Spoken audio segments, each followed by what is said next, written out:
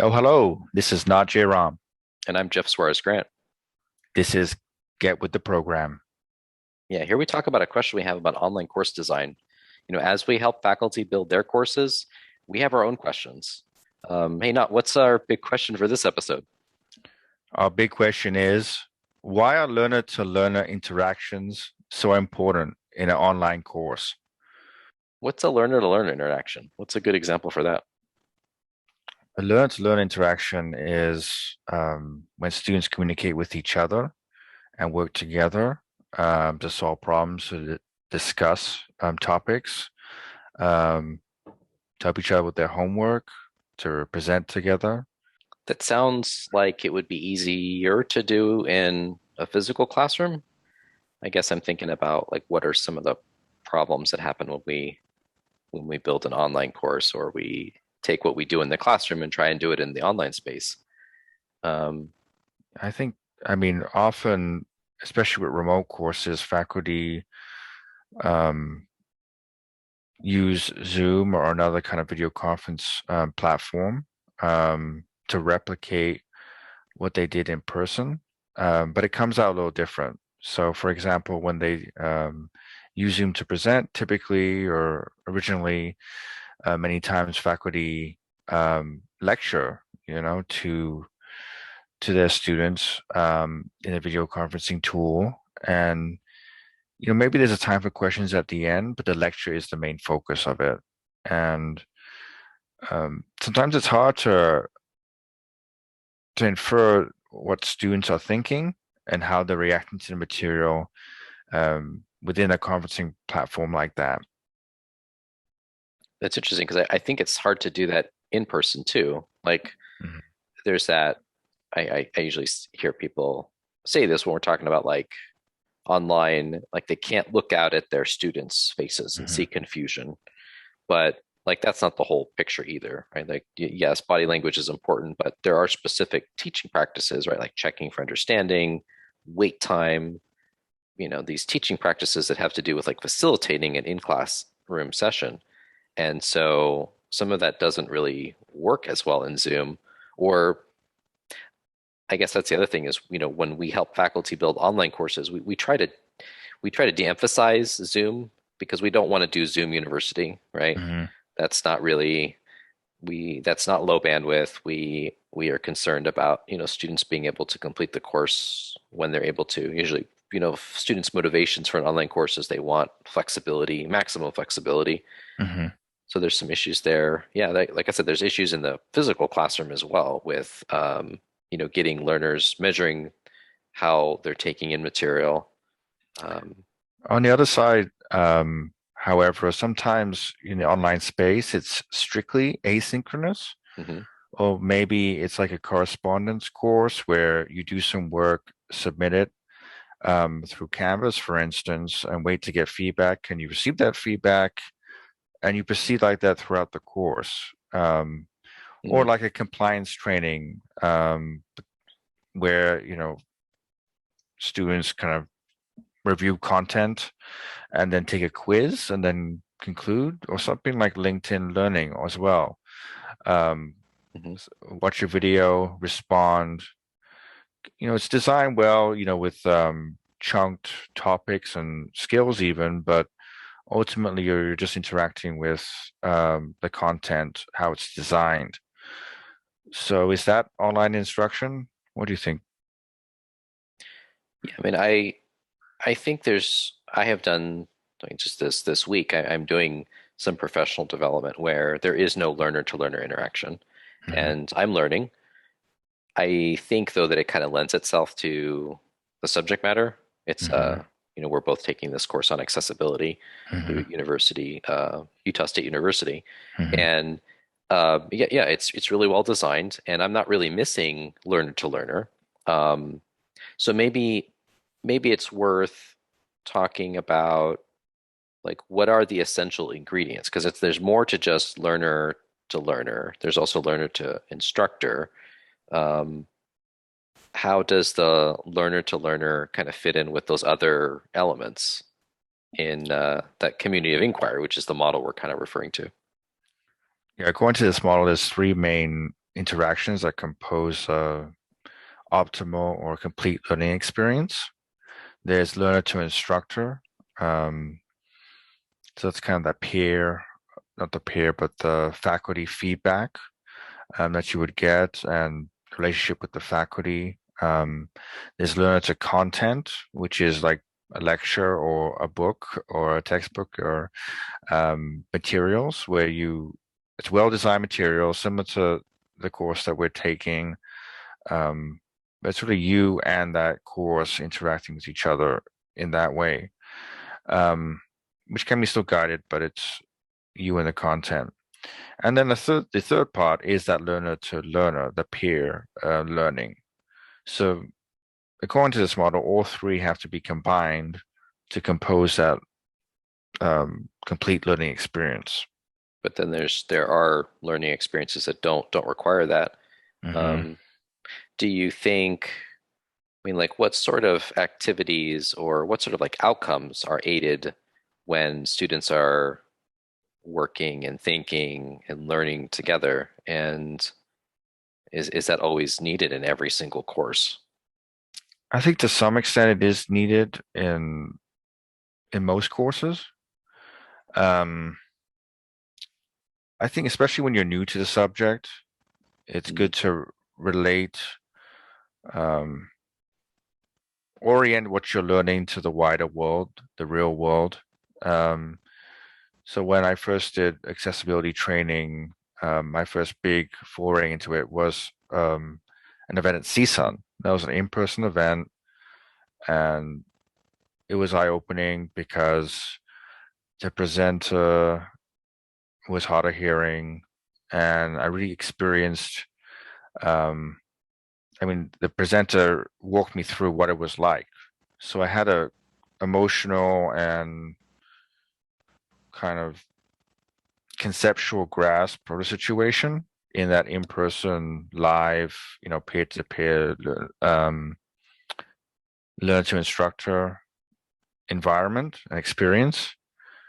I think, but after that experience, now I'm doing the self-paced course. I don't necessarily need that emotional connection or that cognitive aha moment in the current training because I already know how it's useful um, for students with disabilities or all students as well. So I already have that connection, and the the asynchronous content, design content that I interact with now can have callbacks to that kind of experience. Like, for example, they have a screen reader in some of the videos that kind of lets you know what it would be like to navigate through content using that screen reader. So with callbacks and with that experience as a novice in the field, I don't necessarily need that level of support as I did that learn to learner or learner to instructor even support. Um, so I think one thing is definitely novices or I do need that support. Well, something you said earlier struck me as being particularly important, that sometimes we get hung up on learner to learner and subject matter, but sometimes learners being exposed to people who are different than themselves and Mhm. how they take in the subject matter, how they're understanding it and kind of restating it or describing it for their peers, that in itself is important. Um, your exposure to that Mhm. expert, that exposure to your fellow conference attendees, that was important in itself.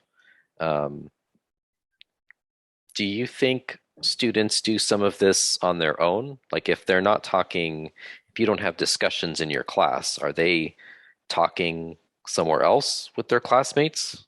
They may like an in-person course, maybe students would have a sidebar outside of the course.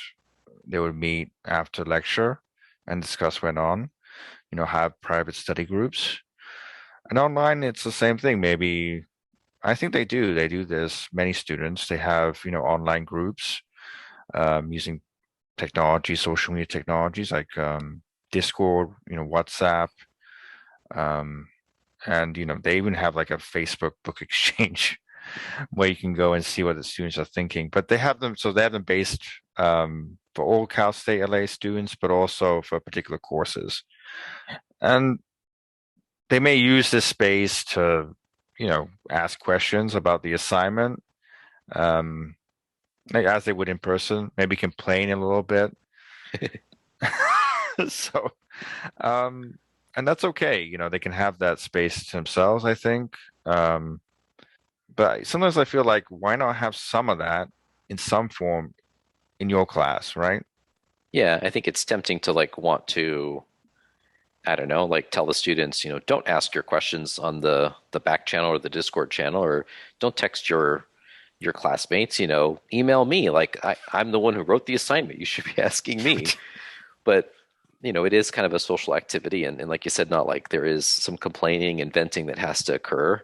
Um, and that you kind of have to let them have those spaces. But yeah, that's a good point. Like if you can capture some of that informal conversation and give space for that in the course, uh, on the platform that everyone has access to in the course, a Canvas discussion is not as fancy as a Discord channel or WhatsApp or whatever, but it does facilitate messages between people in the class, and if you don't have that, then those conversations can't happen, and then they'll inevitably happen somewhere where you can't see into what students are thinking. So what are some ways you think we could bring that energy to the classroom? Um, one thing I was thinking about was perhaps students could have a placed event maybe in the class, or you could say a survey, right? It's a good practice to have a mid term survey, for students to express their opinions, so you can calibrate your instruction to their needs. Yeah. So that's one thing. What else do you think? Well, I think that's a really important tool. Students have to have an outlet, and I think venting is okay. Complaining, all right, they'll do that. But I feel like if they have a place to, basically they have like a direct line to you, and you've demonstrated that you're willing to take that feedback and then like make changes. If they see that that's possible, then they might do less venting, less complaining. They might actually like do something productive, which is let you know what they Hmm. need or what's not working. Um, but you have to act on it. You can't just like give them a survey and then ignore the results. Like that's Hmm. a fatal error that some folks make, and then it's like it won't work again. You might do that like a midterm survey, and then offering it again at the end of the semester, no one's going to take it because they're gonna be like, well, this wasn't worth my time. Nothing changed the first time when you asked me. So you got to be transparent. You gotta take action with the feedback that you get. So learn to learn interactions. This is learn to instructor, but that's important because it kind of builds on, like, channels their energy to improve the course. Um, Yeah, because it's like what? you don't want a learner to learner conversation or interaction to like snowball into something Hmm. that should have been a learner to instructor sort of Okay. interaction. um, and that can be avoided if you do have channels for students to give you feedback. What other ways can we design, or when it's appropriate to have learner to learner activities in your course? Well, so we were talking about like professional development earlier. I Hmm. think there's definitely something to, well, I like to throw out like two kind of maybe like general categories for like learner to learner interactions. One where students are interacting with each other because it benefits their learning, because they're actively unpacking, discussing. Novices are working with novices to unpack and learn things. Uh, that's would be more like in the metacognitive realm, Hmm. like learning to learn or thinking about your learning. And then the other side of that is a peer-based activity, learner to learner interactions that simulate, well, like the future workplace context where you're going to need to work Hmm. with people. You're going to have to communicate with people effectively.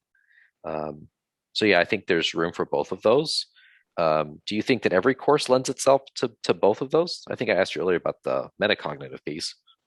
I think most courses, um, I think most courses, maybe not to the same degree, um, based on the level, but I think most courses would have a need for some learner to learner with metacognition and work context or other context for the topic. So Sometimes I think too that that's part of the transparency piece here, like letting students know, yes, we're doing a why? discussion. Yeah, why?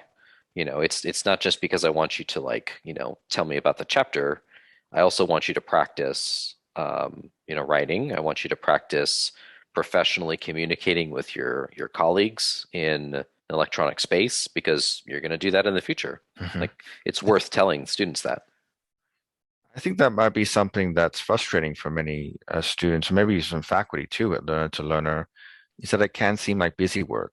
Like Mm, there's just a discussion there just to have some kind of learn to learner activity, but maybe it's not relevant. Maybe it's not doesn't have any metacognitive use, or it's not really there's no scenario there or discussion going on.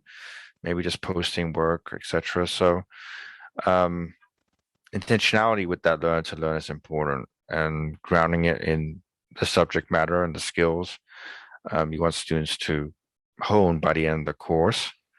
Um, yeah, and preventing you from doing kind of busy work grading too. Um, yeah. Well, definitely like we're not saying learner to learner is always a discussion. exactly. Yeah. Hmm. And I think that's the easy activity to try. It's kind of like the default in some ways with online courses. Like, oh, the course is missing learner to learner interaction. Okay, let's do a discussion. And I think, there's definitely prompts, discussion prompts that have no Hmm. business being a discussion prompt, right? Because it's not conducive to a conversation. Right. Um, but like what other tools would support learner to learner interactions besides discussions? We have this social reading annotation application. It's a Canvas API called Perusal. We started using that, and basically you can upload um, articles and annotate it yourself online, and then have students respond to those annotations and have a conversation there. So it's all contained. It's asynchronous discussion, so they can jump in at their own leisure, and it's interesting because they're commenting directly on the text or Mm, video as well. Um, so that's a way to have learn to learner asynchronously, but not make it a discussion so much, but respond directly to the material. Like it's almost like everybody's looking at the same article and commenting on it as somebody reads it aloud. yeah, it's a pretty cool tool because, I mean, if you do that with a Canvas discussion, like you have to like say, oh, it's on page 14. Hmm. Oh, you have this edition of the textbook. Oh, it's actually this page. Or you end up like, I don't know, like writing out the paragraph you're talking about. But with Perusal, it's like you said, everyone is looking at the same thing, and you can literally like pinpoint the part of the text or the part of the video that you find interesting or have a question about. Um, so it's similar to like a text-based, like, post, wait for reply style thing, but it has uh, the material or the media like right there, so everyone can see it. So that's pretty cool. Yeah, two other related things are like a Canvas assignment peer review. It's similar in the sense that Mm, um, students can post in discussion or submit a short paper, and they'll be assigned a peer review, and you can provide a rubric for them to evaluate your students' their peers' work. So that's built into Canvas. Another thing is that streaming media tools, kind of like Canvas Studio or Panopto or other tools like that, they usually have a function where you can add video quizzes directly into that, and sometimes even have video comments, so students can interact with each other um, and watch your video directly, and they'll be time stamped to a particular time in the video. yeah, that seems particularly useful, especially for like if you've got like a lesson video or something, and you're trying to people have questions about the lesson or the content, the lecture that you've recorded. Students can ask timed right with when they're hearing that concept that they're not understanding, and then other students can chime in and answer that question. Um, yeah, I think sometimes I think that's the key, is to just the media that's being discussed is in closer proximity to where the discussion is occurring. I Hmm. think that that helps a lot. Another tool is Zoom, quite frankly. I know we at the beginning we talked about how Zoom could just replicate a lecture, but if you're intentional and think about learner to learner as metacognition, as a way to bring in contextual scenarios, um, you can encourage students or ask students to use Zoom when they work in smaller groups Mm. as a part of some intentional group work that you create.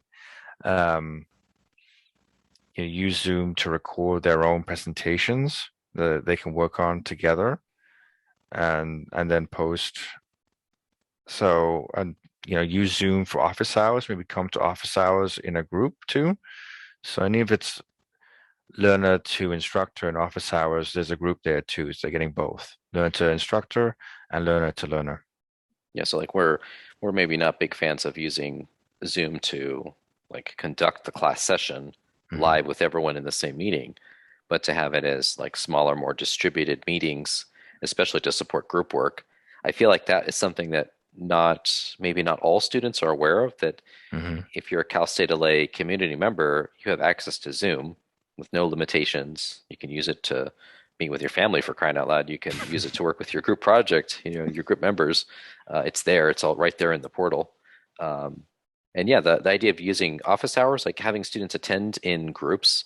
Yeah, sometimes like there's anxiety with an individual student, coming by themselves to office hours, but if they come as a group, sometimes that is less makes them less nervous. If they have to come with their group that they're working on their project, that's a good time for you to answer questions about their project and get stuff settled. So, not how would you kind of sum up this episode? I think Learn to Learner is important in an online course, especially for novices or people new to a field, to get a hook, to be engaged with the field, to see other people like them or different from them, um, learn from the field and grow in the field. I think it's motivating in that sense. It's also good to develop, some soft skills, collaborative skills that are useful in your career, but also to contextualize what they've learned. And I think we came out to, some understanding here that learner to learner is not necessarily great for every single course, Hmm. but I think it can be good in most courses if it allows students to think about their own learning and their progress and their skills, metacognition, and to add that context, to introduce different work contexts to what they're learning and seeing how students would navigate that and to develop those soft skills. And we also brought up that learner to learner just does not mean just discussions.